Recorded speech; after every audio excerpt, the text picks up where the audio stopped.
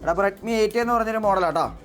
ഇത് നമ്മുടെ അടുത്ത് വന്നതെന്ന് പറഞ്ഞാൽ ഡിസ്പ്ലേ മാറാൻ വേണ്ടിയാണ്. അജുവിൻ്റെ ഫോണായിരുന്നു, ഡിസ്പ്ലേ മാറാൻ വേണ്ടിയാണ്. അപ്പോൾ ഡിസ്പ്ലേ മാറാൻ വേണ്ടി ഇവൻ പറഞ്ഞ ഇഷ്യൂ എന്ന് പറഞ്ഞാൽ കുറച്ച് നാളായിട്ട് എന്ത് ചെയ്യുന്നില്ലായിരുന്നു, ഫോൺ യൂസ് ചെയ്യുന്നില്ലായിരുന്നു. ഏകദേശം ഒരു 3 മാസമായിട്ട് ഫോൺ എന്ത് ചെയ്തേക്കുമായിരുന്നു, മാറ്റി വെച്ചേക്കുമായിരുന്നു. അപ്പോൾ നമ്മളൊന്ന് അനലൈസ് ചെയ്ത സമയത്ത് ജസ്റ്റ് പാനൽ എന്ത് ചെയ്യുന്നുണ്ടായി, ഒരു ചെറിയ ബൾജിങ് ഉണ്ടായി. അങ്ങനെ നോക്കിയ സമയത്ത് ഈ ഫോണിൻ്റെ ബാറ്ററി എന്തായിപ്പോയി, ബൾജായിപ്പോയി. ശിവൻ പറഞ്ഞ കംപ്ലൈൻറ്റ് എന്ന് പറഞ്ഞാൽ എന്താണ്, ഡിസ്പ്ലേ മാറ്റിയിട്ട് പോയതുകൊണ്ട് എന്ത് ചെയ്താണ്, മാറ്റി വെച്ചതാണ്. പക്ഷെ നോക്കുന്ന സമയത്ത് ഇതിൻ്റെ ബാറ്ററി എന്തായിരുന്നു, ബൾജായിരുന്നു അല്ലേ.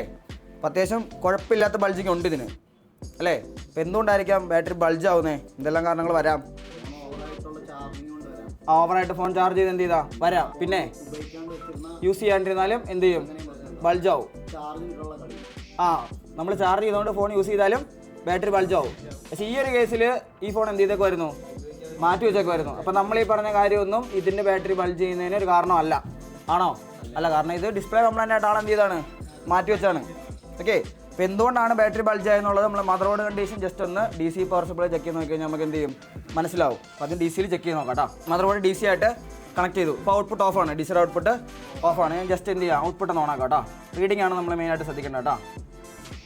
എന്താണ് സംഭവിച്ചേക്കുന്നത്, ഈ റീഡിംഗ് പ്രകാരം എന്ത് നമുക്ക് മനസ്സിലായി, അതായത് വോൾട്ടേജ് അവിടെ സ്റ്റേബിളായിട്ട് 4 തന്നെ കാണിക്കുന്നു. ആംബിയർ എങ്ങനെയാണ് കൺസ്യൂം ചെയ്തേക്കുന്നത്, 0.006 മില്ലി ആംബിയറാണ് എന്ത് ചെയ്തേക്കുന്നത്, കൺസ്യൂം. അപ്പോൾ നമ്മൾ മനസ്സിലാക്കേണ്ടതെന്ന് പറഞ്ഞാൽ ഈ ഫോണിനകത്തൊരു മൈന്യൂട്ട് ലീക്കേജ് ഉണ്ട് അല്ലേ. നമ്മൾ പവർ ബട്ടൺ ഒന്നും എന്ത് ചെയ്തിട്ടില്ല, പ്രസ് ചെയ്തിട്ടില്ല. അപ്പോൾ നമ്മൾ പവർ ബട്ടൺ പ്രസ് ചെയ്യാണ്ട് തന്നെ ഫോൺ ഓട്ടോമാറ്റിക്കായിട്ട് കറണ്ട് എന്ത് ചെയ്യുവാണ്, കൺസ്യൂം ചെയ്യണം. എത്ര കൺസ്യൂം ചെയ്യുന്നത്, 0.005 മില്ലി ആംബിയർ മാത്രമേ ഉള്ളൂ. അതായത് ഒരു മൈന്യൂട്ട് ലീക്കേജ് മാത്രമേ ഫോണിൽ ഉള്ളൂ. ഇനി ഈ ഒരു കേസിൽ ഇങ്ങനെ മൈന്യൂട്ട് ലീക്കേജ് വരുന്ന കേസിൽ നമുക്ക് ഈ മദർ ബോർഡ് ഒന്ന് എന്ത് ചെയ്യാം, ഒന്ന് പവർ ബട്ടൺ ഒന്ന് ഷോർട്ട് ചെയ്ത് ബൂട്ടാക്കി നോക്കാം കേട്ടോ. പിന്നെ ടൂസർ വെച്ചിട്ട് ജസ്റ്റ് എന്ത് ചെയ്യണം, ഫോണൊന്ന് ബൂട്ടാക്കാൻ ശ്രമിക്കും കേട്ടോ. ഇപ്പോൾ DCയിൽ റീഡിങ് നോക്കിയാൽ മനസ്സിലാവും. സെറ്റ് എന്ത് ചെയ്യുന്നുണ്ട്, ഇതാ ഒരു 100 മില്ലി ആംബിയർ എടുക്കുന്നുണ്ട് അല്ലേ. 100 എടുത്തു, ആംബിയർ കൺസ്യൂം ചെയ്യുന്നുണ്ട് കാണാൻ പറ്റും അല്ലേ.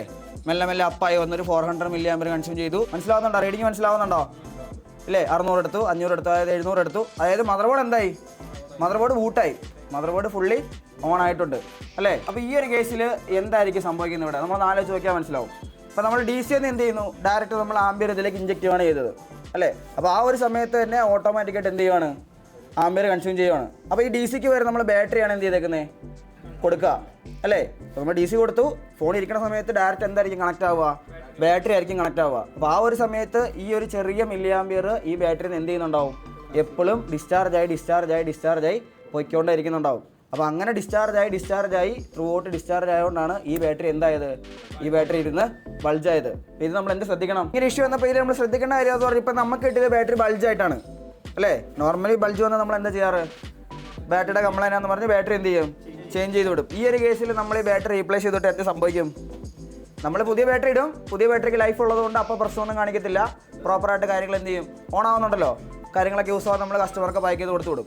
സംഭവിക്കുന്നത് പറഞ്ഞാൽ 2 ദിവസത്തിനുള്ളിൽ ഈ ബാറ്ററി വീണ്ടും എന്താവും, ഒന്നെങ്കിൽ ബൾജ് ആവാനുള്ള ചാൻസ് ഉണ്ടാവും. നമ്മൾ റീപ്ലേസ് ചെയ്തിരുന്ന ബാറ്ററിയും കൂടെ ബൾജ് ആവാനും ഡാമേജ് ആവാനുള്ള ചാൻസ് ഉണ്ടാവും. അപ്പോൾ നമ്മൾ ശ്രദ്ധിക്കേണ്ട ഒരു കേസ് എന്ന് പറഞ്ഞു കഴിഞ്ഞാൽ നമ്മുടെ ഒരു ബൾജായിട്ടുള്ളൊരു ബാറ്ററി ഉള്ളൊരു സെറ്റ് കിട്ടിക്കഴിഞ്ഞാൽ നമ്മൾ ആ മദർ ബോർഡ് കണ്ടീഷൻ ബാറ്ററി മാറുന്നതിന് മുമ്പ് എന്ത് ചെയ്യണം, DC പവർ സപ്ലൈ ജസ്റ്റ് ഒന്ന് എന്ത് ചെയ്യുക, കണക്ട് ചെയ്തൊന്ന് വെരിഫൈ ചെയ്തേക്കാം. മദർ ബോർഡ് ലീക്കേജ് ഉള്ളത് കൊണ്ടല്ല നമ്മുടെ ബാറ്ററി ബൾജ് എന്നുള്ളത് എന്ത് ചെയ്യണം, ഫസ്റ്റ് ഒന്ന് വെരിഫൈ ചെയ്തിട്ടേ ബാറ്ററി എന്ത് ചെയ്യാൻ പാടുള്ളൂ, റീപ്ലേസ് കൊടുക്കാൻ പാടുള്ളൂ.